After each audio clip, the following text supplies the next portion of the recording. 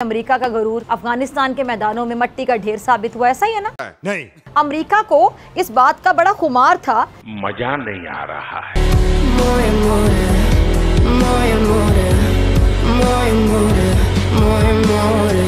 वाह क्या सीन है कि वो दुनिया की सुपर पावर है और उसके पास जदीद तरीन टेक्नोलॉजी है कि मोदी खित्ते के अमन का दुश्मन है, दुनिया के अमन का दुश्मन है करके तुमने इतनी जवान निकाली, तुम्हारी जवान खींच के मफलर बना। सर्दियों का वक्त है। भारत ने अफगानिस्तान के जरिए भी खित्ते में बादशाह बनने का ख्वाब देखा। सर्दियों का मौसम है पाकिस्तानी, अपनी जवान का मफलर पहनना तुम, ठीक है बोल के कि अमेरिका जैसे मेहमान को अफगान तालिबान ने जूते मारकर जबरदस्ती घर से धक्के देकर निकाल दिया। 2000 years later. अफगान सरजमीन पाकिस्तान के खिलाफ इस्तेमाल हो रही है और अफगान हुकूमत ने मुआहदा किया था कि अफगान सरजमीन पाकिस्तान के खिलाफ इस्तेमाल नहीं होगी। पाकिस्तान जो सबसे ज्यादा टेररिस्ट तंजीमें पाई गई हैं दुनिया में, वो पाकिस्तान में है और वो टेररिज्म के लिए ब्लेम कर रहा है अफगान तालिबान को।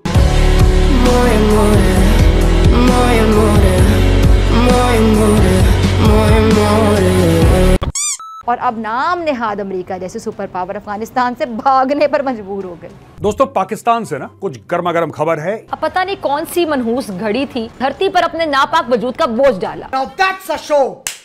माशी तौर पे दिवालिया होने से पहले मेरे ख्याल से ज़हनी तौर पर दिवालिया हो चुके हैं और इन्हें चाहिए कश्मीर, ये लेंगे कश्मीर। कश्मीर का सौदा कर दिया, इसे बेच दिया मोदी के हाथ। Wow. बहुत सही बहनचोद। पाकिस्तान ने अफगानिस्तान को गीदड़ भभकी दे दी। गेम है ओवर हो चुकी है, गेम ओवर।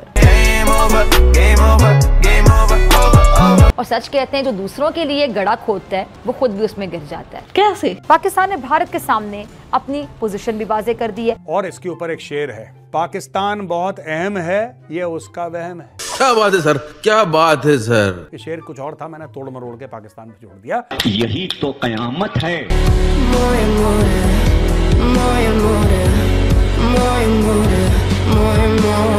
तो कैसे हो किटकैट्स? आई होप अच्छे ही होगे, मैं भी अच्छा हूँ। मैं बात कर रही हूँ जब तालिबान का नया नया जन्म हुआ था, मतलब सपोला नया नया पैदा हुआ था ना, तो फिजा खलीफा ने क्या जश्न मनाया था जैसे उसके खुद के लड़के का कुआं पूजन जलसा हो रहा हो। भारत को ख्वाब देखने की तो आपको पता है बहुत बुरी आदत है, लत लगी हुई है। और जब जब मोदी अपने ख्वाब की ताबीर करना चाहता है तो हर बार जलील होकर रह जाता है। पाकिस्तान को पता नहीं अपने बारे में क्या गलतफहमी है, क्या खुशफहमी, हम ऐसा कर देंगे, हम वैसा कर देंगे, हम ये तीर तुक्का मार देंगे। वो पंजाबी में क्या कहते हैं, फेंटा पड़ना। और भारत को ऐसा फेंटा पड़ता है कि उसके होश ठिकाने आ जाते हैं। औकात दो कौड़ी की नहीं है, लेकिन धमकियां ऐसी लाहौरियों की कि भाई साहब क्या बताएं आपको। दी एंड हो चुकी। बाकी सब भिखारी भीख मांगते हैं, पाकिस्तान स्टाइल से भीख मांगता है। दो फर्क है, पाकिस्तानी जब भीख मांगने जाएगा टाई पहन के जाता है। अपना टाई पहना भिखारी देखा है कभी? टाई पहन के, सूट पहन के, मेडल लगा के, खाकी वर्दी, चकाचक एकदम।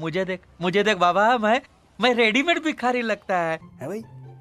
देखो तो आपको भीख देने का मन भी चाहेगा। फिर उस सब बैंड बाजे बारात के साथ एक बड़ी तरसाती हुई शक्ल कि सर कुछ तो देख लो यार।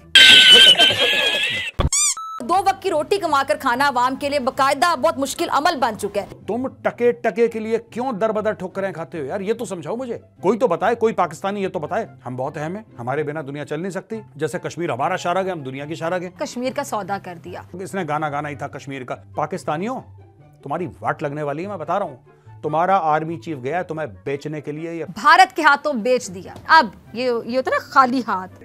तुम कई बार बिके हो, अब दोबारा बिकोगे तुम। ये हमारी बहुत बड़ी अचीवमेंट है। अब एक बात बताओ, कश्मीर के लिए तुमने करा क्या? ज़बानी जमा खर्च। पाकिस्तान को कुत्ता नहीं पूछ रहा भाई, बुरा मत मानना मेरे वर्ड्स का। पाकिस्तान को कुत्ता नहीं पूछ रहा। पाकिस्तान कश्मीरियों के लिए आवाज उठाता रहा है और आगे भी उठाता रहेगा। सब झूठ, सब फ्रॉड। खित्ते के अमन के लिए भारत को मकबूजा कश्मीर में अपने काले कवानीन वापस लेना होगा। ये टीवी पे बैठ बैठ के बकवास करते हैं दिन रात। अपने टीवी के प्रोग्राम्स में लंबी लंबी छोड़ना, 4-5 बुजुर्गों को बैठा के।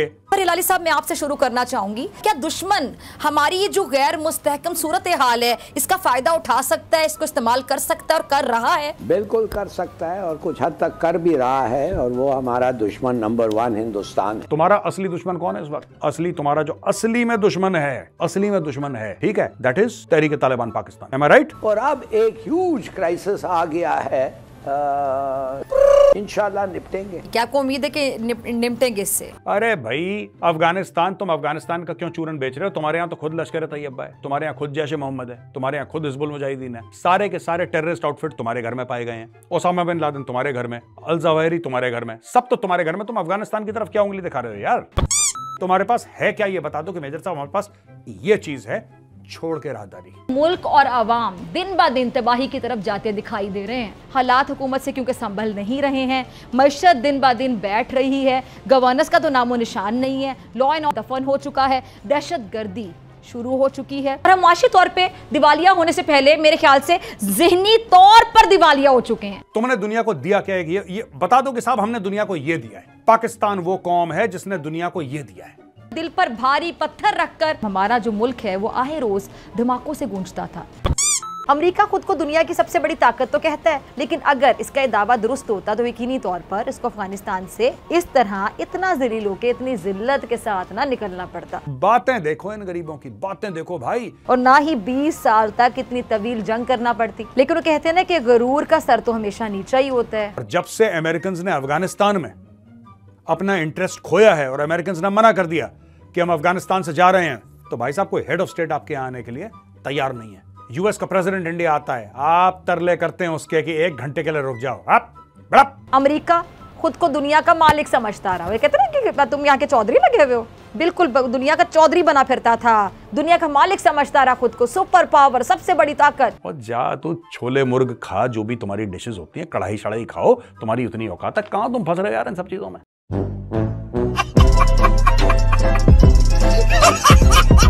इसी तरह अमेरिका की जो राल है ना, वो इराक में तेल के कुएं देखकर टपकती रही।